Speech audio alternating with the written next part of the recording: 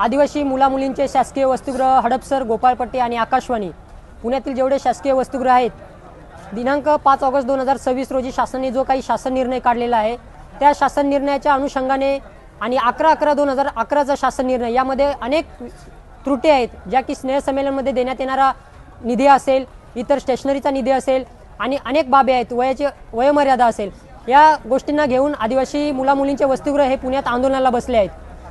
खरं तर 2006 साली पुण्यातील मुलींच्या वसतिगृहात 500 मुलींच्या क्षमतेचं मंजूर वसतिगृह शासनाने देण्यात आलं होतं, परंतु प्रकल्प कार्यालय आणि गृहपालांच्या निष्काळजीपणामुळे हे वसतिगृह अद्यापही विद्यार्थिनींच्या परिपूर्ण जागा भरल्या जात नाहीत आणि यामुळे अनेक आदिवासी विद्यार्थिनींना आपल्या शिक्षणापासून वंचित राहावं लागतं.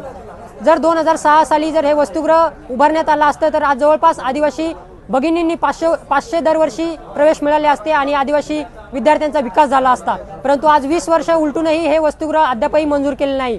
तर जोपर्यंत शासन नवीन इमारत घेत नाहीत किंवा 500 जागा भरत नाहीत आणि जे मुद्दे आहेत 11/11/2011च्या शासन निर्णयातले हे सोडवत नाहीत, तोपर्यंत हे आंदोलन हे विद्यार्थी असेच चालू ठेवतील. आदिवासी एकजुटीचा आदिवासी एकजुटीचा. आणि जे आमचे जे बांधव आहेत त्या बांधवांवरती अशा प्रकारे तो अन्याय करणार आहे की त्यांचं शिक्षणच कायमचं बंद करून टाकावं अशा प्रकारचा तो GR आहे. ताई, तुमच्या माध्यमातून हा प्रश्न महाराष्ट्र सरकारच्या कानी हा हट्ट आहे, हा रास्त आहे आणि म्हणूनच हे भांडण आहे, हो की नाही? म्हणजे आपण काही सरकारला स्वतःचं दुश्मन नाही समजत, पण सरकार जर सावत्र आपल्याला ट्रीटमेंट देत असेल तर आरेला कार्य आपल्याला करावंच लागेल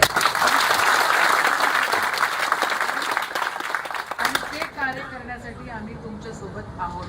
राहुलजींची शिपाई म्हणून आम्ही या ठिकाणी आलेलो आहोत आणि माझी तुम्हाला विनंती राहील, युवतींचे प्रश्न वेगळे असतात. एखादा मुलगा 25 वर्ष 30 वर्ष पर्यंत शिक्षण करत राहतो, पण मुलीचं वय 23 झालं. मी पण एका मुलीची आई आहे आणि मला माहिती आहे मुलगी 23 वर्षाची झाली किंवा काही ठिकाणी 20 वर्षाची 21 वर्षाची झाली तर लग्नाची घाई होऊन जाते. आणि मग तुम्ही जर हे कंप्लीट केले नाही, तुम्ही जर परीक्षा पास झाल्या नाहीत तर मग घरी जाऊन एकच विषय असतो की मुलगा बघणं सुरू केलेला असतो.